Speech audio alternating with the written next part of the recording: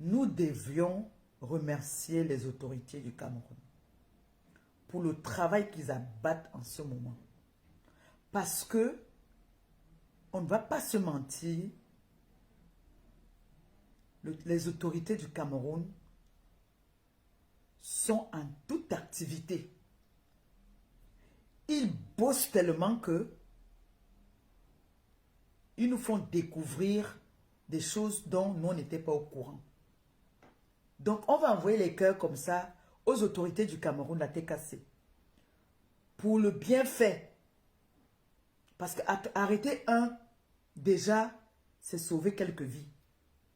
Donc, on va dire merci aux autorités du Cameroun pour le travail qu'ils font, qu'ils abattent. Qu'ils abattent dans notre pays. On va leur dire merci. Parce que je vais vous faire écouter et voir quelque chose qui va vous choquer. Envoyez les cœurs, s'il vous plaît. Je vais vous montrer quelque chose qui va vous choquer. Vous serez encore de plus en plus choqués. Quand je pense à nos orphelins au Cameroun, à nos femmes, nos personnes âgées, je pense aux veuves qui sont au Cameroun, que vous, TKC sympathisants, vous avez envoyé les médicaments pour eux.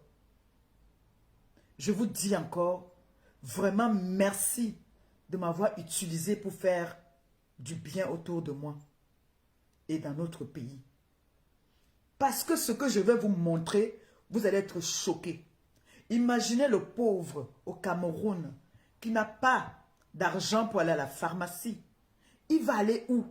Il va aller s'acheter les médicaments n'importe où. Et aujourd'hui même dans les pharmacies, même, on en trouve même. J'ai parlé de ça ici la dernière fois. Nous étions en train de parler avec Eton de Luxe et tout. On rigolait parce qu'elle a dit que elle est part au Cameroun même avec son papier hygiénique. On a rigolé. Mais ce qu'elle disait était vrai. Voici une vidéo qu'on m'a envoyée où on a interpellé des malfrats qui fabriquent les médicaments au quartier. Toi qui me regardes aujourd'hui, tu as un parent qui est au Cameroun. Ce qui est sûr.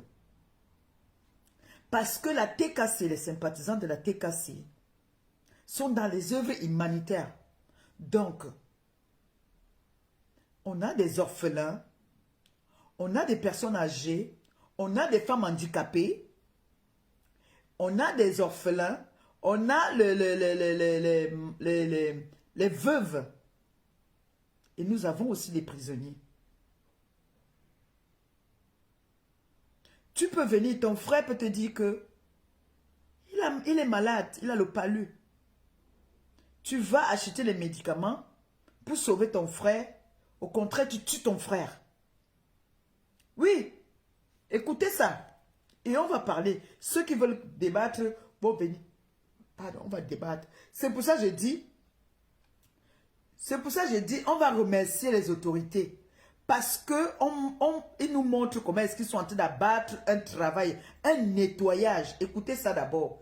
Écoutez. Avait été développé dans cette maison au quartier Tsengwe, à Bouddha, dans le département des Bamboutos, une unité de fabrication de faux médicaments. Parce que là, c'est l'équipe, vous voyez les filles là, c'est ça ici. Et c'est ça qui m'a fait pour les choses d'injection. Donc, depuis que c'est dans les esprits, on prend tout le temps les filles. Voilà, c'est un Camerounais. C'est un Camerounais. Dans ce laboratoire de la mort, le responsable avait poussé son cynisme plus loin en se permettant même de recycler les médicaments périmés. Nous sommes là dans un domicile qui servait de laboratoire pour le recyclage et la fabrication des médicaments. Recyclage des médicaments périmés et fabrication des autres types de médicaments qui ne répondent à aucun homme qui sont un véritable danger pour la population. Avant d'être mis sur le marché, ces produits étaient stockés dans ce magasin de fortune Ubu qui côtoie la porcherie. Tout est périmé. Pour citer sur la maintenant. Donc, vous voyez ça. Je vous remontre encore une fois et vous écoutez bien. À l'abri des rues gaz indiscrets, avait été développé dans cette maison au quartier Tsengwe, à Bouddha, dans le département des Bamboutos, une unité de fabrication de faux médicaments. Parce que là, c'est l'équipe, vous voyez les filles là, c'est ça ici. Et c'est ça qui m'a fait pour les pour les injections. Mesdames et messieurs, on prend tout ça est fini. Voilà. C'est un Camerounais.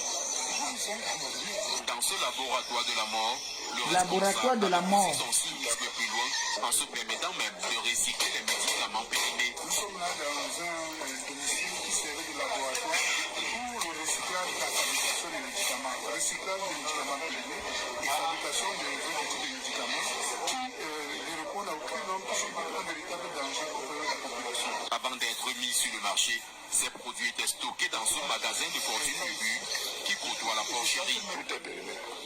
Pour citer cela avec eux. C'est ça.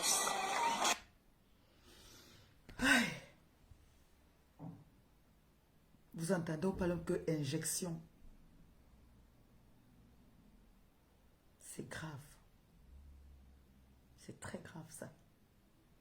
Je suis dépassée. C'est très, très grave. Quand je pense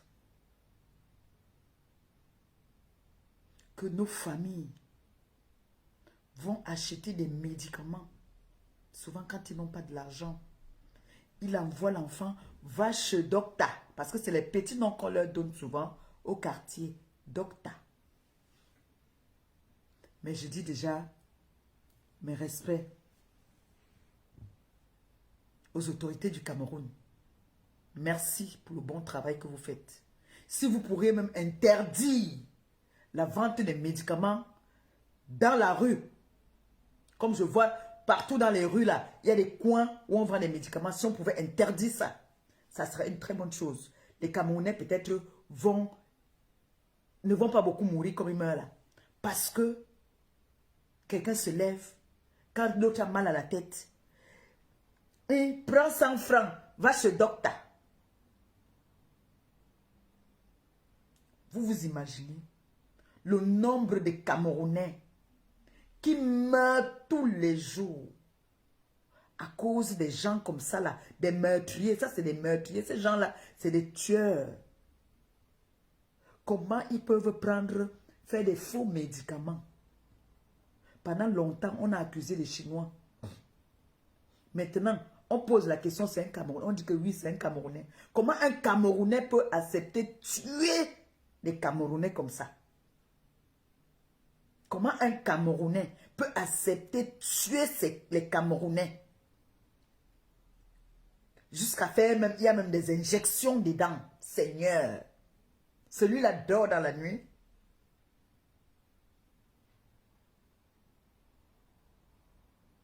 Mon petit frère m'a dit que, grande soeur, tu parles pour toi. C'est le Père qui est en haut là qui nous garde. Si ce n'était pas lui, c'est que nous sommes déjà tous finis.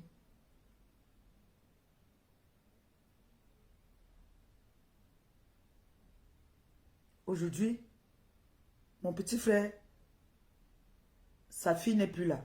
Mais, je ne sais pas si lui aussi, il avait un jour acheté les médicaments dans ce truc-là. Parce que sa fille, la femme de Gabi aujourd'hui, connaît tous les... C'est-à-dire, dès que tu arrives, seulement tu as un petit truc, elle te dit que il faut prendre ça. Parce que sa fille, ils avaient toute une pharmacie. C'est-à-dire, les valises des médicaments. Ils en ont vu toutes les qualités.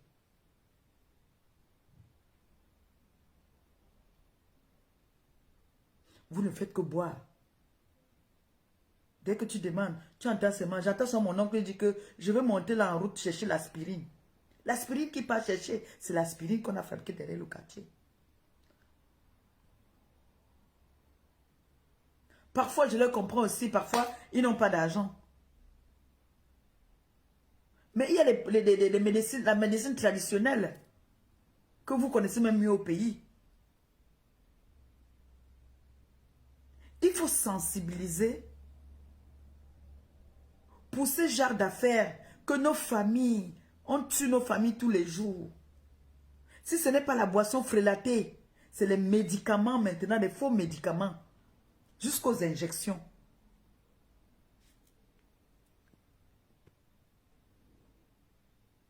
Mes frères et mes sœurs, vous signalez tout ça.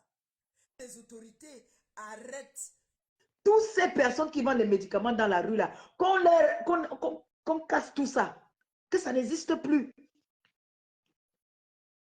Ça a rejeté. Sors, tu relances, s'il te plaît.